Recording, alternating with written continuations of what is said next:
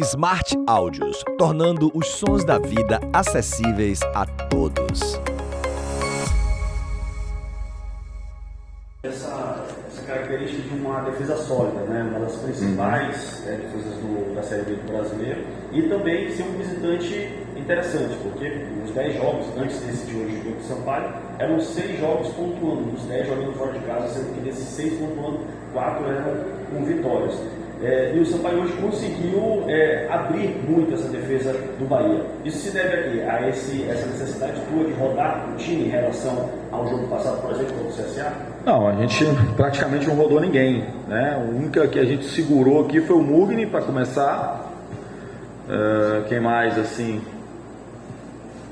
Acho que foi praticamente o Danilo retornando. O Luiz que teve um problema na véspera ali, a gente não poupou ninguém, né? Não tem esse negócio de poupar. Então assim, a gente manteve tudo aquilo. Não acho que a gente fez um primeiro tempo com essas características. Isso aconteceu depois do segundo gol, né? E é claro que uma equipe que está atrás tem que se jogar para frente. A gente se jogou e com risco do contra-ataque que aconteceu.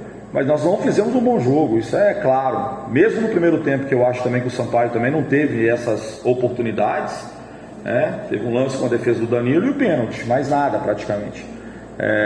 Que a gente não soube talvez jogar com aquilo que era o jogo de hoje, com característica de campo diferente, e a gente precisa se adaptar a isso e tentar fazer aquilo que o jogo pede. Então eu acho que a gente tentou fazer muito daquilo que a gente talvez fez em casa nesses últimos 2 jogos e não conseguiu se adaptar à característica do campo, do adversário, do jogo.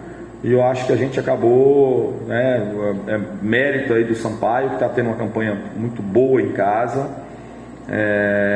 E é claro que é uma atuação ruim daquilo que a gente esperava, mas que sirva de lição para aquilo que a gente precisa fazer já na sexta-feira. Professor, boa noite. No primeiro tempo, como o senhor falou, a gente viu que o Bahia até forçou ali e o Sampaio não soube jogar, estava como se adaptando, né, à forma de jogar do Bahia, né? Talvez eu possa ter visto errado, mas estava ali no 3-5-2. E aí no segundo tempo não, o Sampaio subiu mais as linhas e deu mais esse trabalho para o Bahia. E como o senhor falou, a questão do gramado atrapalha, como é que foi a questão de desgaste, jogaram aí? Não, assim, é claro que o Sampaio jogou pelo menos com 2 ou 3 dias antes da gente, né? A gente vem de um jogo já agora no sábado, né? Então, mas isso não é desculpa nenhuma, a gente está preparado para essas situações, como a gente tem que estar preparado para o próximo confronto também. Como eu falei, assim, a gente acaba um primeiro tempo que a gente teve o controle da bola, né?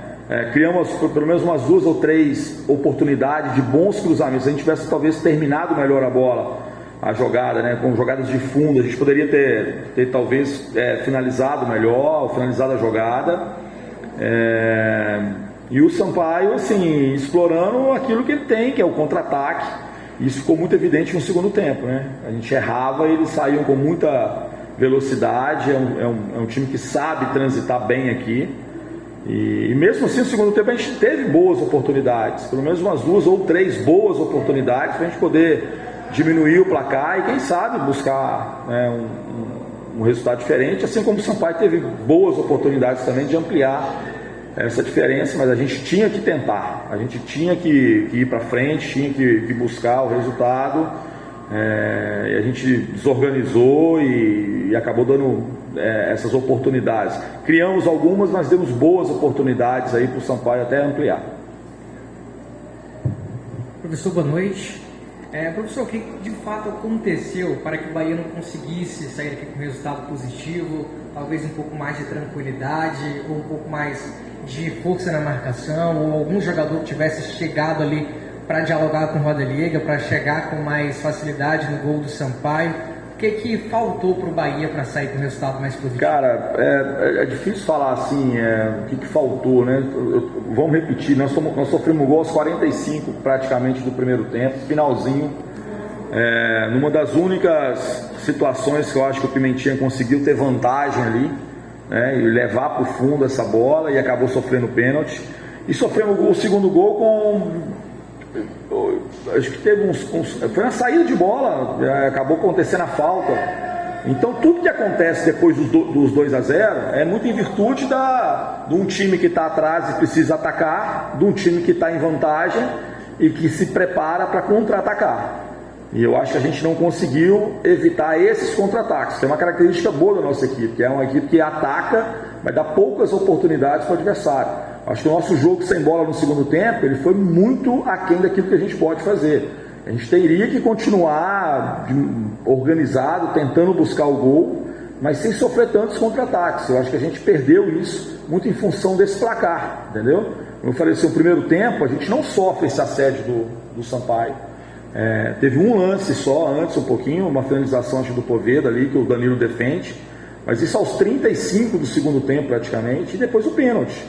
Então assim, a gente controla o jogo, mas é claro que não é um jogo que a gente está acostumado a fazer, a gente precisava se adaptar um pouquinho melhor, elevar o nível de competitividade, mas infelizmente a gente não conseguiu e o Sampaio teve muito mérito aí no resultado.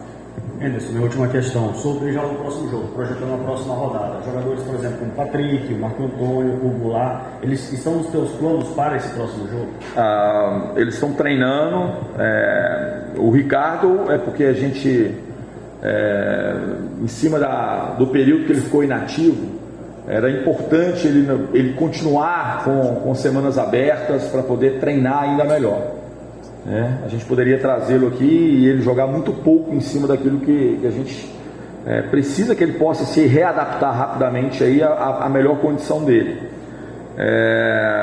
O Patrick a gente está observando para ver se ele já encontra condições já de iniciar uma partida ou de ser opção. Isso a gente só vai ter talvez uma certeza maior aí amanhã ou quinta-feira. Então, assim, dentro daquilo que a gente pensa, é claro que a gente pensa em ter esses atletas. O Marco Antônio, talvez um pouquinho mais difícil, mas também a gente espera e vai aguardar para que ele possa ter essas condições. O atleta que tiver condições, nós vamos, claro, usar sempre. Professor, o Bahia que iniciou a rodada na segunda colocação, mas com revés diante do Sampaio acabou caindo para a terceira colocação. Esse resultado negativo diante do Sampaio pode abalar de alguma forma o elenco, o trabalho do Bahia para a sequência da competição? Cara, quem é que sabe disso, né? Eu acho que a gente tem maturidade suficiente para poder agora enfrentar um adversário em casa, que é o Ituano, buscar aí mais um triunfo. É muito complicado em cima de um resultado a gente falar que a gente está abalado. A gente está no caminho, a gente manteve 7 pontos do quinto colocado. Todo mundo perdeu ali praticamente, o Grêmio e o Cruzeiro, mas o restante todo mundo está ali com dificuldade. O campeonato é difícil e não é diferente. O Bahia não é o primeiro time que vem aqui e não consegue um bom resultado. Outras equipes vieram e sofreram também, e a competição é assim. Então a gente precisa, acima de tudo, dar espaço para frente, enfrentar o Ituano, que é uma equipe que está vindo de bons resultados. Os últimos resultados foram muito positivos e vamos preparar para poder voltar a vencer.